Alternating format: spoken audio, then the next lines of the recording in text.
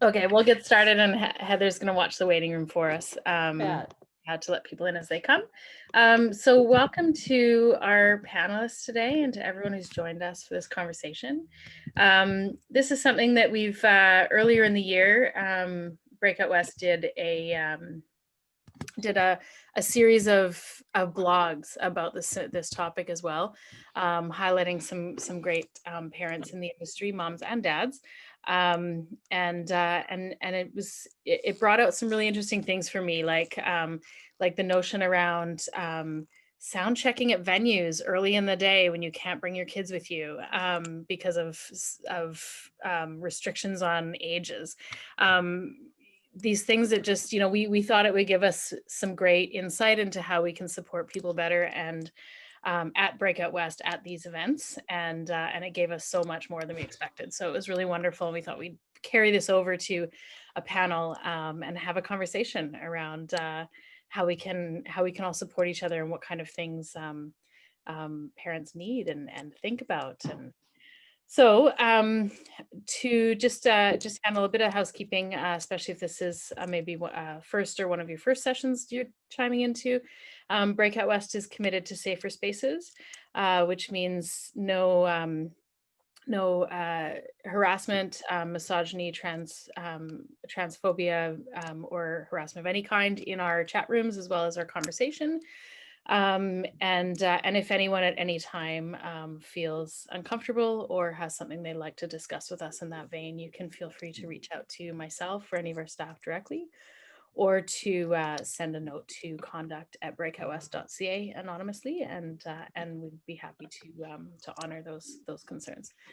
And also within Canada especially, but while we're spending all this extra time at home, it's even more important now that we recognize the territory we're on, the land that we're all working in.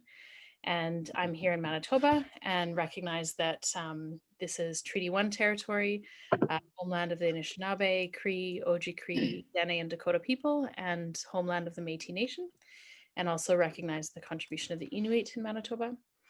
We encourage everyone to check out, those who are calling in from Canada, check out what territories you are in, and recognize those historical lands.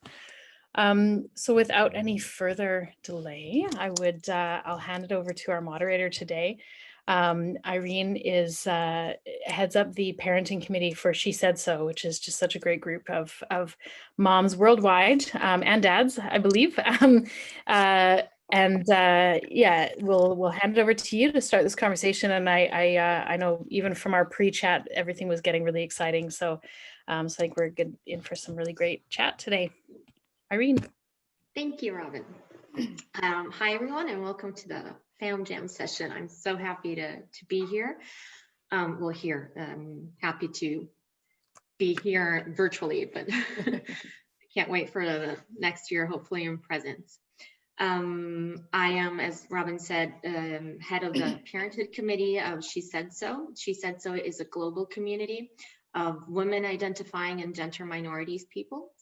Within the music industry, we have nearly, actually over 13,000 members now, and about 18 local chapters. Our goal is to create a safe space and a community specifically for artists and industry representatives that can share their experience, acknowledge that there's a gap between women identifying people and mainly cisgender males. And we are trying to achieve change. We lobby for that. And our feminism is definitely intersectional. And that is why we have brought, alongside with our founder, Andrea Magdalena, the group of Once Mothers to become a group of parents, because we want it to be open to all genders, acknowledging that being a parent itself is hard on anyone who is a parent, regardless of their gender. So within the parents group, within the Parenthood Committee, we are trying to create awareness, raise awareness around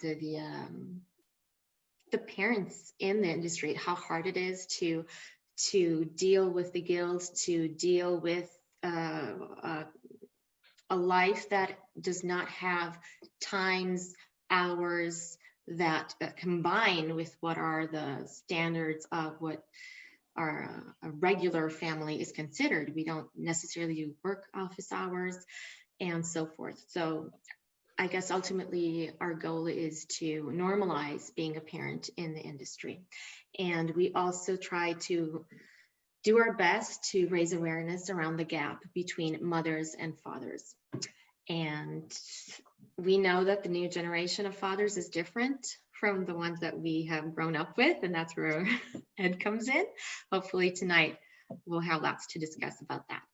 And I believe now is time for the class photo. No, that's what it says here. Yeah.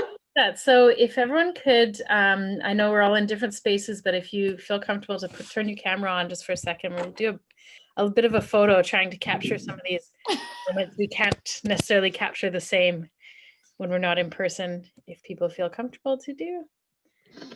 Okay. All right. Okay. 1, 2, 3, let's give a little wave and we'll get a little photo. All right. Thank you.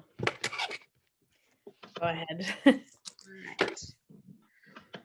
Okay, so I'm going to start with our wonderful panelists.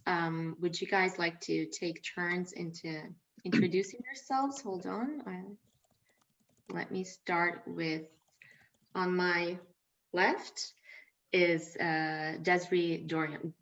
Also, I'm Italian, so is it Desiree or Desiree?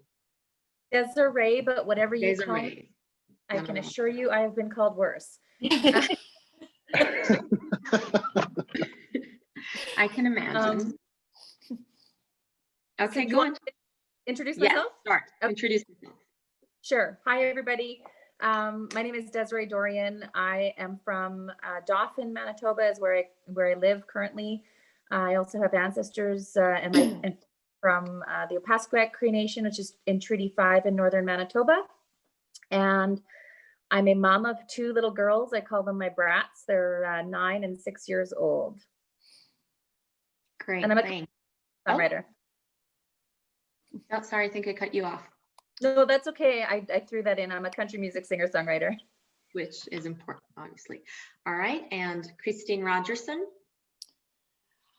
Hi there, I'm Christine Rogerson. I'm a festival manager, not on the artist side of things, with Live Nation Canada. I have 2 slightly feral children, a almost 6-year-old and a 5-year-old tornado.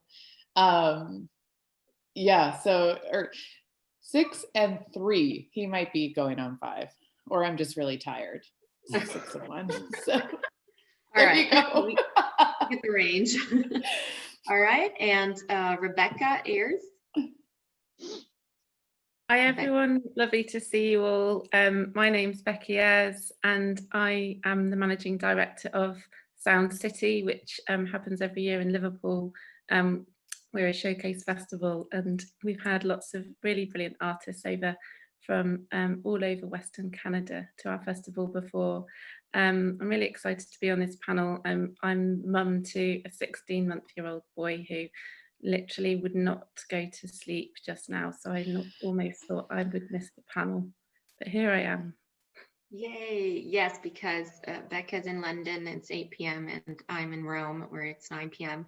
So I ran away from my house so that I could take part in this panel, and I see you had difficulties as well.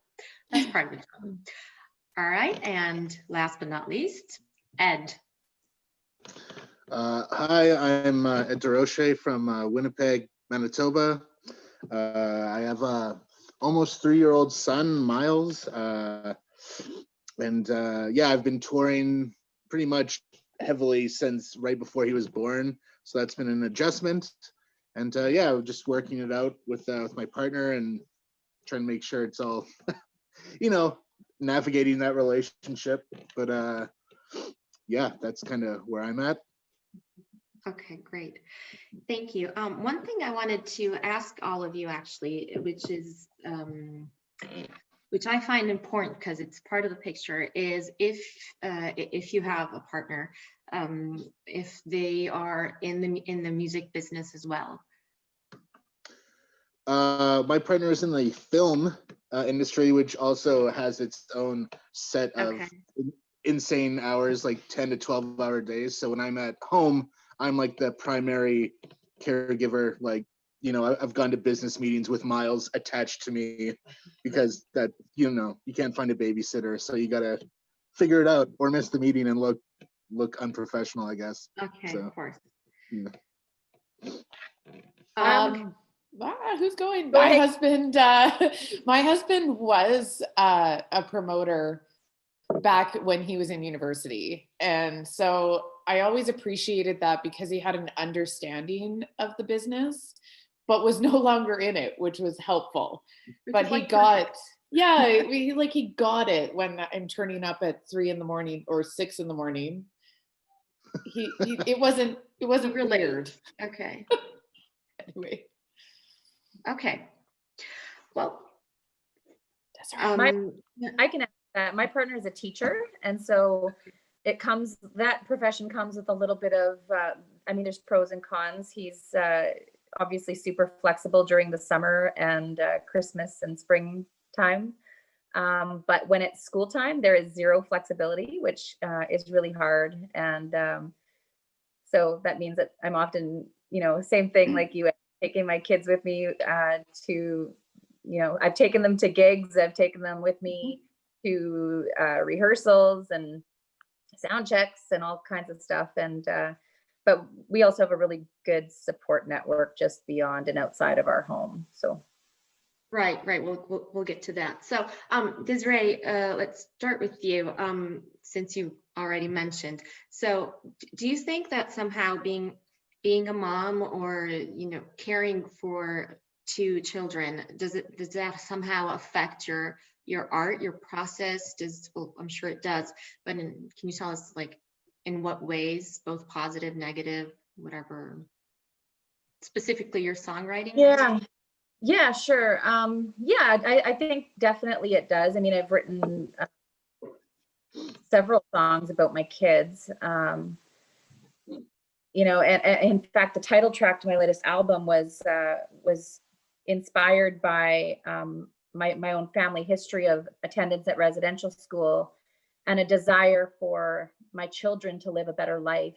I'm the first generation in my family who hasn't had to attend residential school, a church-run or government-run school. And so as a mom, I think about, you know, wanting my kids and my daughters to be further removed from the trauma and the impacts of that. And so I think that there's no question that you think about how, you know, how the kind of life that you want for your kid and the kind of love that you want for your kid. I mean, I honestly don't know if I ever felt love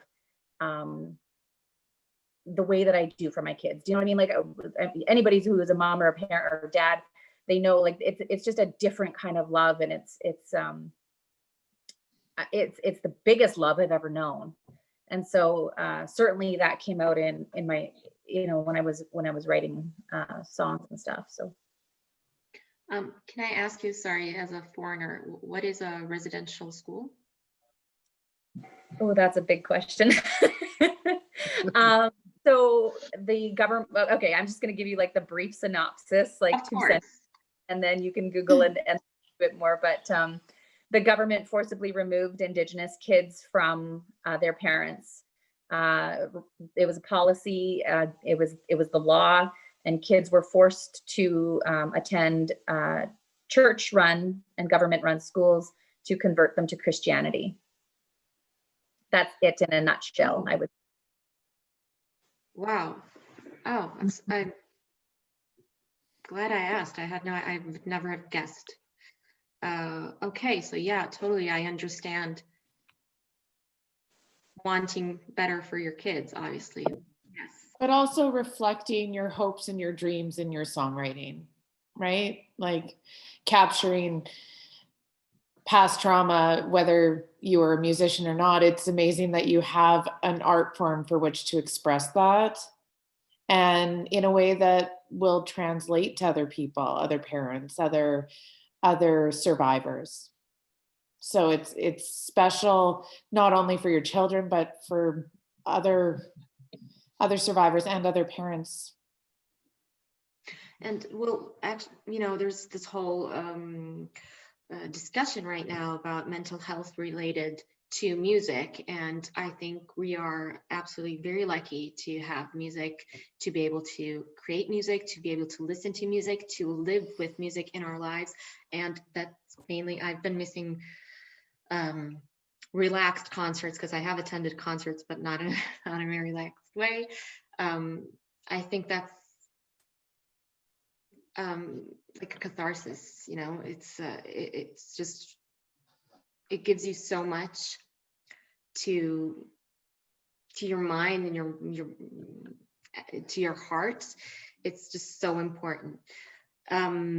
So this is okay. This is great. It's beautiful the way that you expressed it. I'm also curious as to what ways, and specifically in Canada or Northern America, if you're familiar with it, if there are governmental funds or institutions that fund or somehow support parents in touring, if there's a funding system to help you out in some way. Maybe Christine knows this better. I don't know. Since you started talking. You know what? I don't know. I feel like we're an extremely underfunded industry, period. Full stop, whether we're in a place where we're creating and working, and we're certainly pretty forgotten when we're not working. So I think a lot of, like, Robin's going to jump in with something that's slightly more optimistic, hopefully, but I think you don't start on a journey to be a parent because it's necessarily easy in any respect. Like there's a lot of challenges that come with it, and like beautiful things for sure, but I mean it's the juggle. It's big, and so there's just, that's where your non-funded opportunities for support come into play, as opposed to necessarily being able to access any particular funds or grants. However, passing it over for a less dismal. Oh, well, I know there. I mean, you're absolutely right especially when it comes to industry. We do have a couple funding bodies that now and starting to be more do have funding for people with very young children. But it's for artists primarily. Ed and Desiree, have you accessed that before? Or? Yes. Yeah. In fact, I sat on a jury this summer, I think it was, and they paid for my childcare, which I thought was great, pretty avant-garde. Yeah, Manitoba is definitely doing that more with Manitoba Music and Manitoba Film and Music. I've had that offer. Unfortunately, couldn't make the jury, but I'm glad you had taken them up on it. Our federal funder will, if you're a touring artist and you're going to tour while you have a child under the age of 2, they will cover part of your application can be covering cost of childcare. I'm not to overlap the panel here, but my child was under 2. Were we traveling this year, I would have been taking him as well, but they would not cover it for industry. But it is good that they would for artists. And have you experienced that? No, I've never. The only, I guess, childcare I've received, like through funding or resources, is going to panels and like these kind of discussions in person, when we could do that, at Manitoba Music. They were nice enough to set up a childcare like provider, just like a nanny for the session. I've asked MFM in the past if they would, because we do a lot of touring, I've asked if as like crew, because there's a part in the grant for like crew, if you have like a sound or lighting tech. I was wondering if we could attach like a nanny cost to that, but it's not one of the eligible expenses yet. But maybe in the future, nanny costs can be a thing. Yes, Yeah. I've been getting that request in several panels, actually, and I have several discussions with artists that ask for the most recent one was for not for eligible costs, not for the nanny costs to be eligible, but for to have resident nannies in concert venues, so that they're always the same people, and then if you play that venue more than once, your kids will be familiar with that person. Yeah, that'd be great. That'd be amazing. Wouldn't it? Actually, Canada or Manitoba seems to be pretty avant-garde in all this. In Italy, we have a funding system for childcare and parents in general, but nothing specific for artists, which is a main issue because obviously artists are self-employed.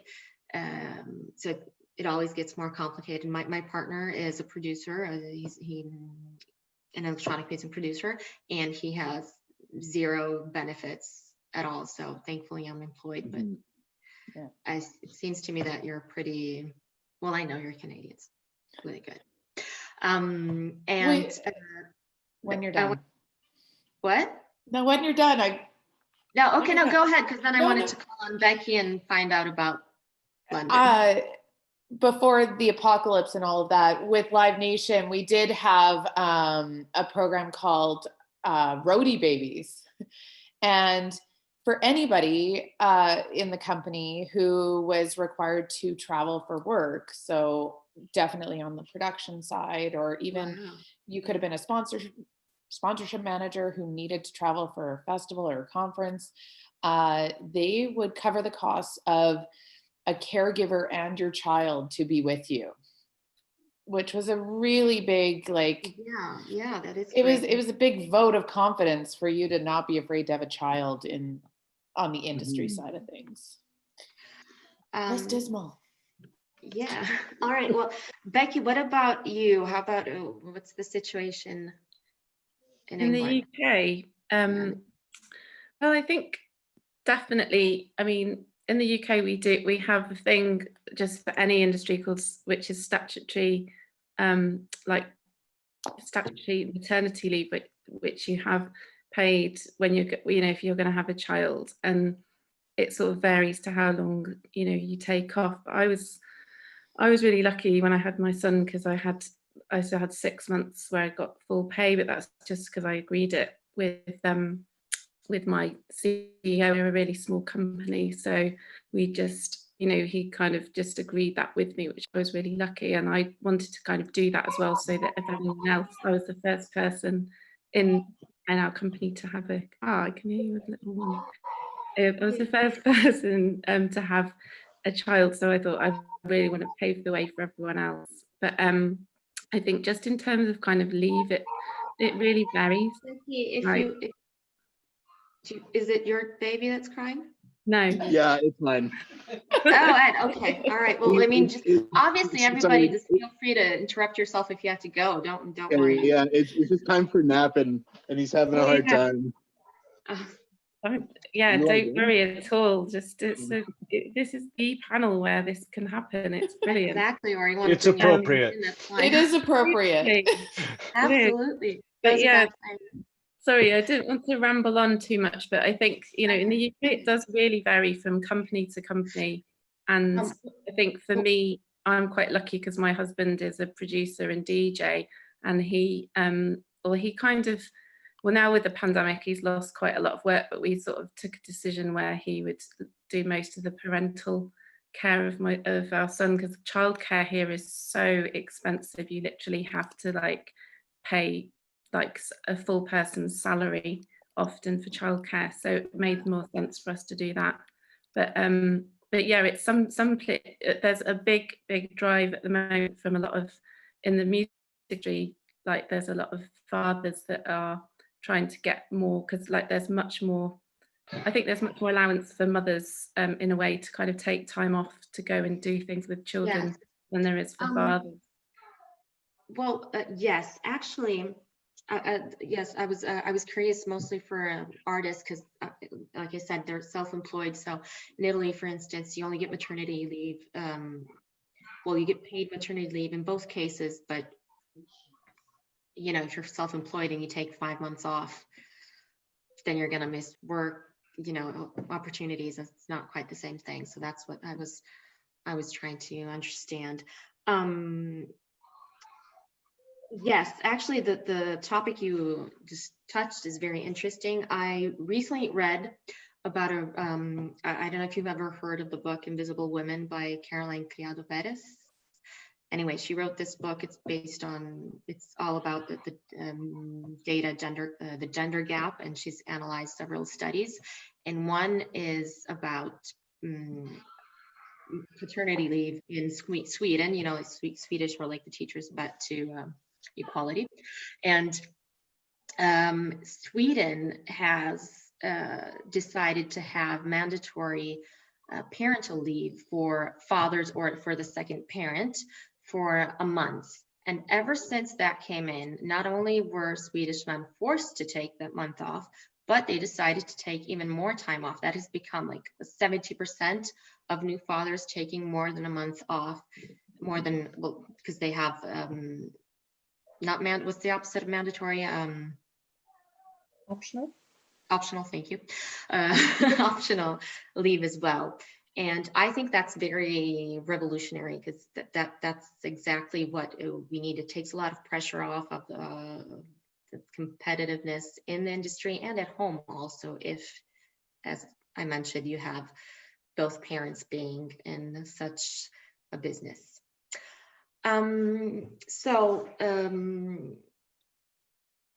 Let's see, Desiree, sorry. Okay.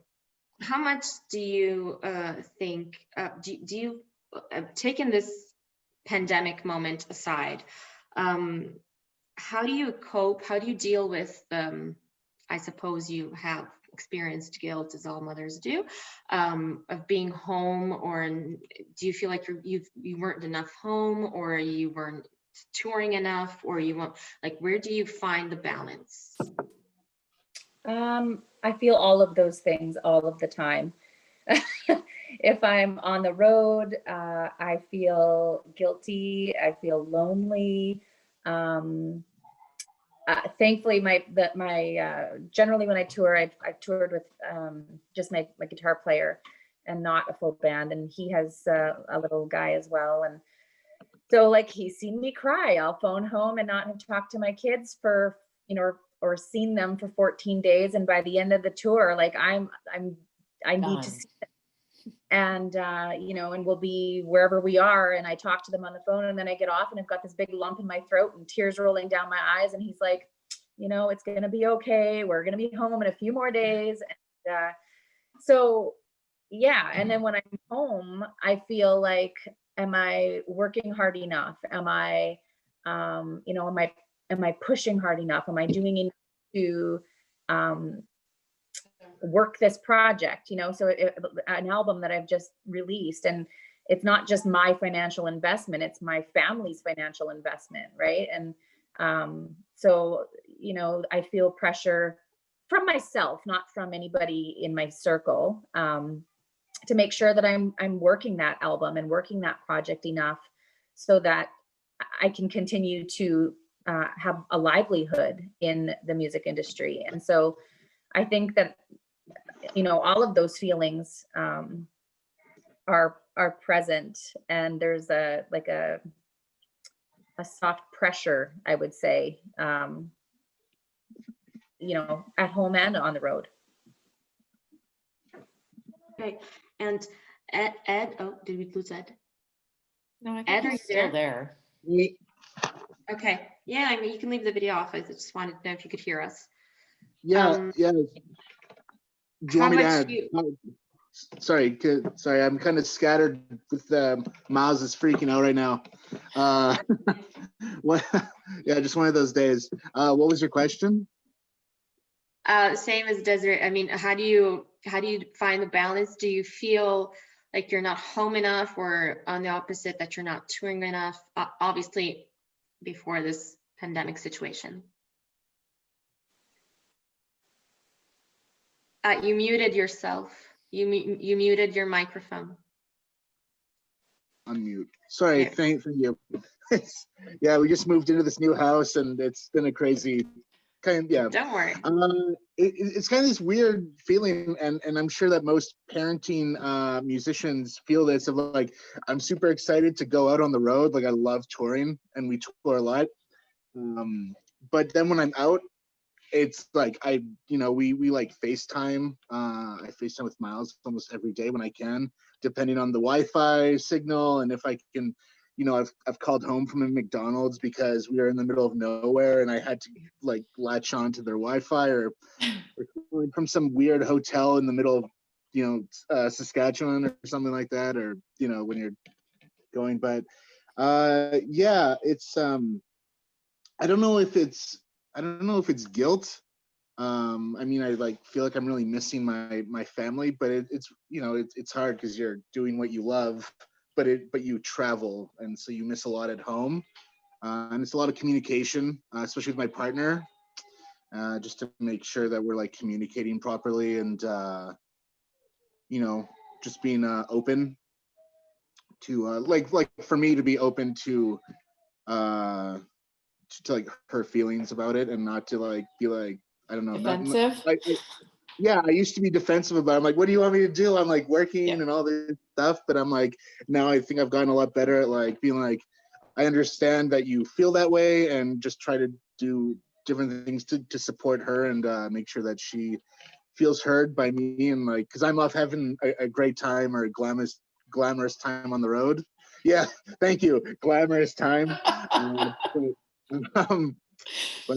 Yeah, and then That's the perception back home, isn't it?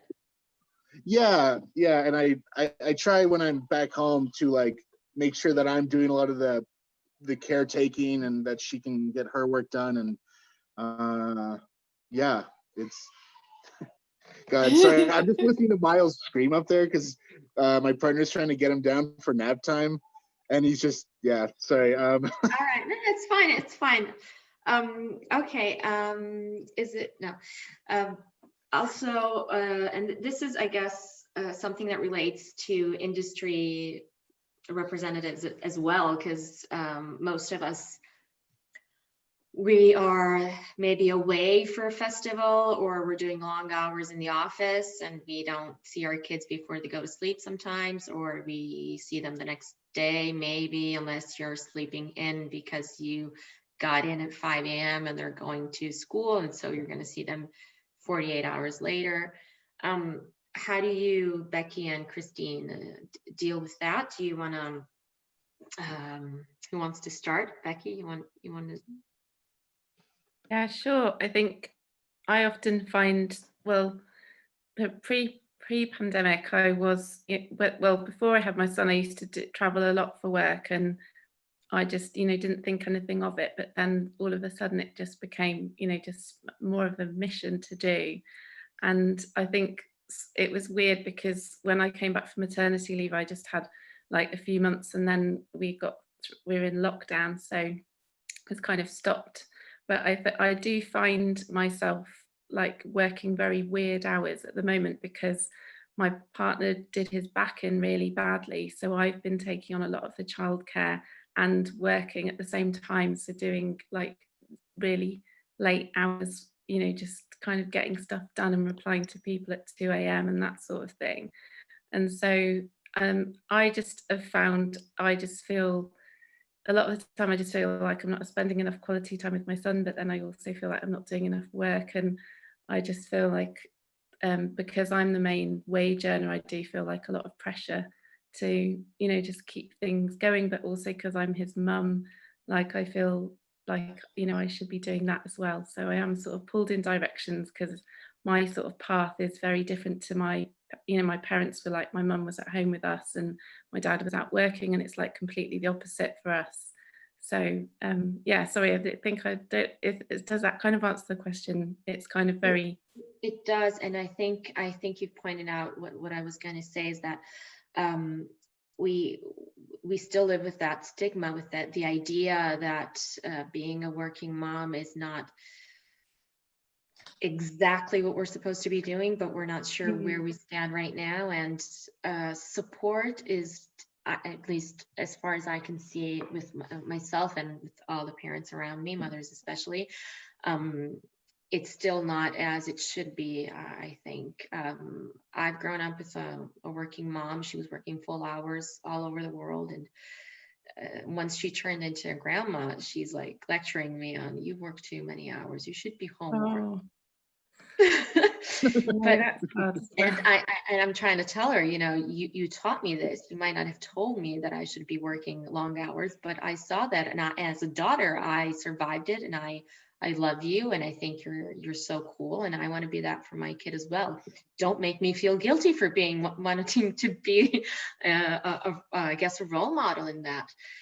But it is very, very complicated, and guilt is always around the corner, even when you think you ran away enough. Christine, let's change question. How do you feel? I think right up until now, we've spoken about how we feel as parents in the industry, but I'm mostly curious about how we are treated as parents, how we are perceived as parents. And I would like to know if you feel something has changed in your workplace once you became a parent, or in your form. I don't know what you were doing when you became a parent, if you were already with Live Nation or not. Did you feel different? Did you feel something shifted? It's funny because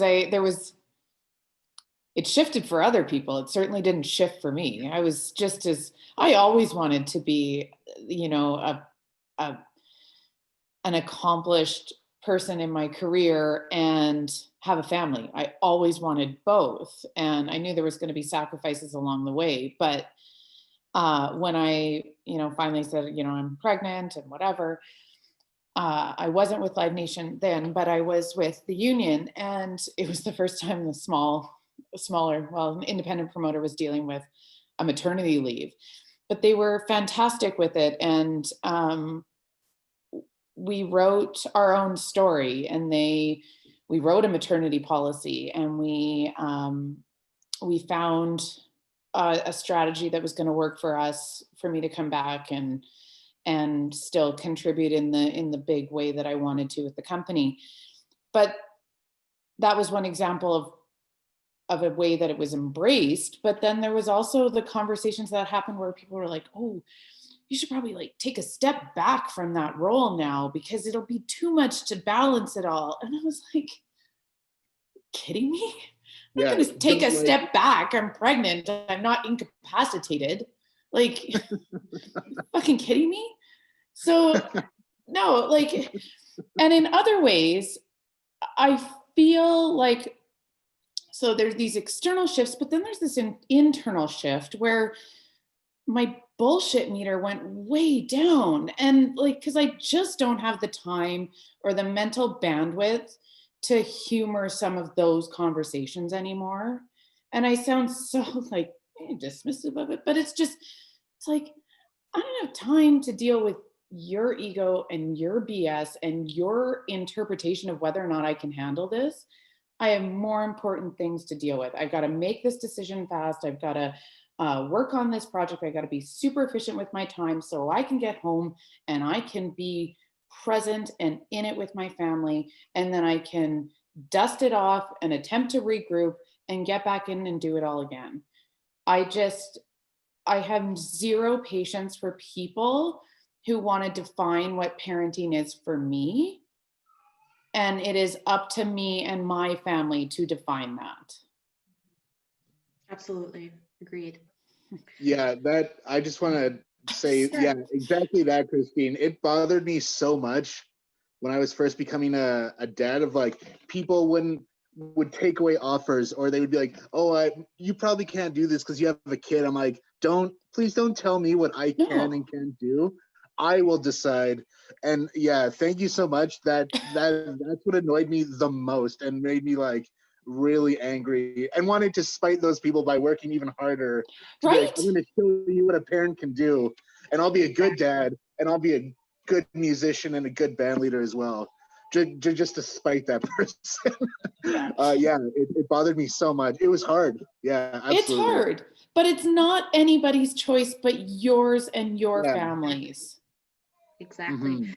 And I hear you absolutely. One of the things that I tried to speak to my colleagues and my superiors about is stop using the sentence, can you, even though, can you, despite, are you sure, can you take on, is it okay? Do you need to get organized? Why would you ask me that? It's like, of course I need to get organized. It was none of your business before. It's not going to be any of your business now. Do I need to go? Is it my job to do this? Whatever happens before that, it doesn't regard you, unless we're speaking of, you know, rights. But that's a different issue. By the way, can you remind me what what is maternity leave in Canada right now? Is it like a week? It's like 6 weeks or something. No, Oh no, US. There's none. What? Yeah. a year. Yeah. You can get a year. Oh, Or With 18 months. Yeah, you can spread it out over a year and you'll get this chunk of money, or you could spread over 18 months and they'll take the same amount of money but spread it out over the 18 so months. the And whole thing I is got paid 6 though. You get a weeks. full pay for about a year. Is that I what think it's like 80% or something, like 80% of what you were making prior, if I remember correctly. And I To a got capped maternity amount. leave. Yeah, I think I got 6 weeks of like 80% of what I made prior to that. So I stayed home when Okay, so Miles this was is first interesting. born. So you had it too, Ed, even though you weren't the mother? Yeah, I could only take a little bit and it would affect the maternity leave. So we just decided, just so that me and my son had good bonding time, because we read a lot about how it's like really important for the dad to stay home as well to develop that like bond. Yeah, so I was eligible for paternity, just to get some money while I stayed home as well. It depends on your employer too. yeah. Yeah, that's what I was Makes a reading big here difference. in the chat. So Right. so in government employees, and my partner, she's on parental leave right now and has been so for 6 months. The first 4 months, we actually receive almost 90% of the pay. And then after that, where the employment insurance kicks in, where you can do that over an 18-month period, it's around, I think, 55%. So we've opted for 6 months and she'll go back. But so it, again, depends on the This works employer. for self-employed as well, so even artists can get a full pay, get some money from the government. You have to The pay up the, to 55% part is there's like a maximum up to and until you get to 55%. So it's like Only if artists have contributed. Okay. it's only a portion. So if artists contribute to to employment insurance, they would. I think maternity leave is yeah. So for me, it was only up to 55%. Some companies, like Trevor's saying, they will top up and go above that. But yeah, for artists, it would be what the standard Okay. is. Okay, because one of the interesting things that I've come to learn is that a lot of women working in the industry do not know what they can actually, what their actual right to maternity is. Whether being self-employed or not, it's always very confusing in certain countries. And this is one of the things that we've been thinking about in the Parenthood Committee to get some sort of a mentorship going on in between countries, so that industry representatives or artists can teach basically, or tell young artists and young parents what they can expect. Okay, so I think it's time for our first breakout session. We have our topics laid out here, and the first one is, what tips can you offer to help other parents working in the artistic industry, and what do you struggle with? So Heather, whenever you're ready, we can go in the chat rooms. You bet. I'm gonna invite you to join the breakout rooms now. If you have any questions or concerns, you can ask for help or return here to the lobby, and we'll be hanging out here to make sure that you're all settled. Enjoy. I just want to say to whoever I was in with the into the breakout rooms, if you want to reach out to me personally and ask any questions or anything, feel free. That was a nice discussion. Yes, thanks. Yes. Okay. I was going to. I was in the chat room with Natalie, Lindsay. Can't find Lindsay and Robin, and we were discussing being able to say no to gigs or travel for work because. What am I supposed to do here? Okay. Because you have a choice. And I was just about to ask this question before we bounced back in. And the question is, have you ever felt threatened by saying no? And this is specifically for industry people. If you feel that saying no to going to a conference festival or at a meeting or someplace around the world, if that's going to cost your career. I lost all it. Where are you? Okay, Becky, Chris. Okay, yeah, I see you. So this is like Robin, if you care to answer, since we were talking before, you said you mentioned you didn't want to go, and did you feel like this was putting you in a position? I don't think so. And I think, like I was saying, I have a son who's born right around South by Southwest. So there's been years where I've been, okay, one of my colleagues is going because I just don't want to miss this birthday. But then at the other times, I think Nat had pointed out, it's nice to be able to go away. Sometimes you just celebrate those at different times or you figure out a way to get around it. But I mean, 4 days after planes shut down for COVID, I was supposed to be going to a Talent Music Week. And I just decided, you know what, my son's he was a year old at the time. And I was like, I'm just going to bring the family with. And so sometimes you do it because you need to, sometimes you miss and you figure out ways to get through it. And I think Nat had some really good tips on preparing art as well. Is it okay if I ask Nat to share with everyone? Natalie or Nat? Because you spelled Nat on your. Hi, it's good to see some of the artists that we have these discussions about family with. I was saying that as an artist manager, I build in a wellness plan with every career plan, and I think it's essential to build in what's going to make you happy and healthy when you wake up with how you are as an artist going out, because we can't keep those things separate. But some of the tips I was sharing is some of you know, I traveled all the time as a consultant before, and I spent more than half of my life on the road. In fact, I haven't spent 6 months in a row in any place the way I have with this COVID since I was 16 years old. So it's a little bit like this traveling has been part, and I have 3 children all in their 20s. I have never been home for my 22-year-old birthday.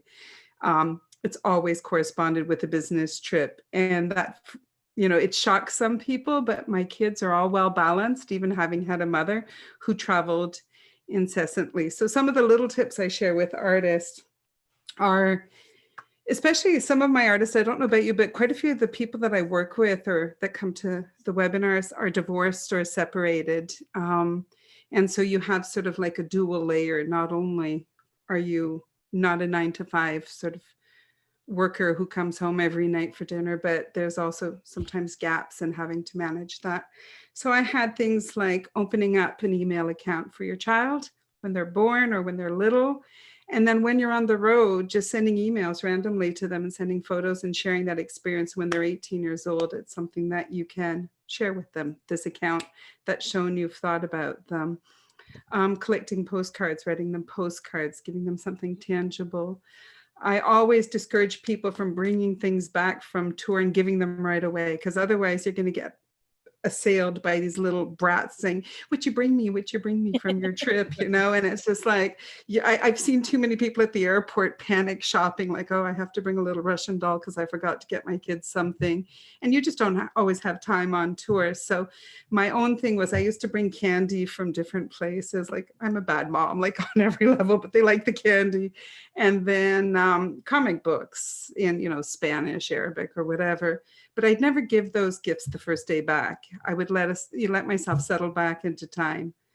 And then when there was just a quiet moment saying, hey, do you want to see this funny thing I brought back from Moscow or Buenos Aires or whatever? But most of all, you know, finding traditions. We used to have a dodo calendar, which is all the sleeps, how many sleeps before mom gets back. One thing too that'll shock a lot of people, and it's a bit different with social media. My kids are older. I never called my children when I was away, and I was away between 10 days was kind of my sweet spot. I like being away 10 days, but often it was 2 weeks, sometimes a bit more if it was quite far away. And my policy was never call home. And that kind of allowed the time to go by quickly instead of that, oh my God, what's the time difference? How do I connect with them or whatever? So we'd send text and messages and I'd speak to their father, but I wouldn't try and create something that became a constraint. So all these little things meant that, like, I look at my children and I have gone through incredible periods of guilt of shit, am I the worst mother ever? And, you know, I sat down with them and they were like, you're different, Mom. You're different from every other mom, my friends' moms. Mm-hmm. But what you brought us was something different, and maybe a certain freedom that they have to be creative and to choose unconventional lifestyles and careers. And certainly their friends come and they like my funny stories about music now, but just to be encouraging and to say that make choices that are right for you. And will you be sanctioned or punished because you refuse to do a gig because it's your kid's birthday? As a manager, if somebody criticizes any of my artists for putting their kids first, I don't want to work with them.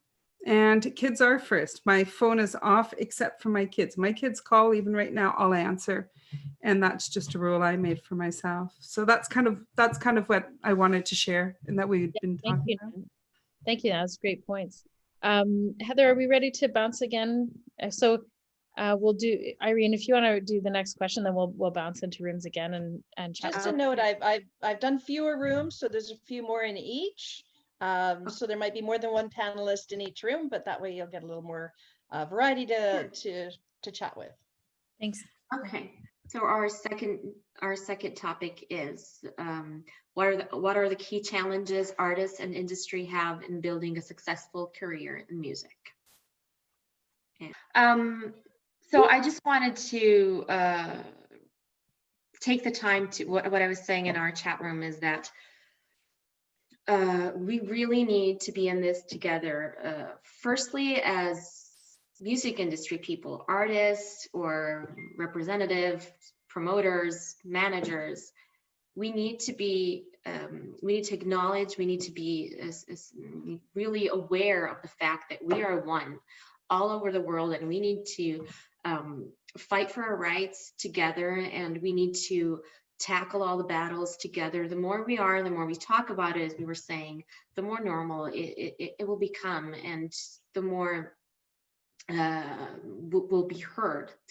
And secondly, as parents, I said at the beginning that she said, so Parenthood Committee is open to all genders, not just because it's intersectional, which is obviously the way we conceive feminism, but also because we need men to be our allies. We need them to be in the picture as parents, and also acknowledging the fact that we've had it hard for a long time, and you know this, and now's the time to be there. And I say allies, but what I really mean is accomplices, because I've read recently that the difference is that an accomplice is willing to put himself at risk for the person he or she is supporting. And that's what we actually need. We need you to stand up. There's fireworks going on here right now. I have no idea why. Okay. And we need that right now. We really, really need that. So I just want to take the opportunity to invite you all, if I can. Right now, our main chat discussion group is a Facebook group, but we're trying to transfer that, and it's SheSaid.so Parenthood, and it's on Facebook.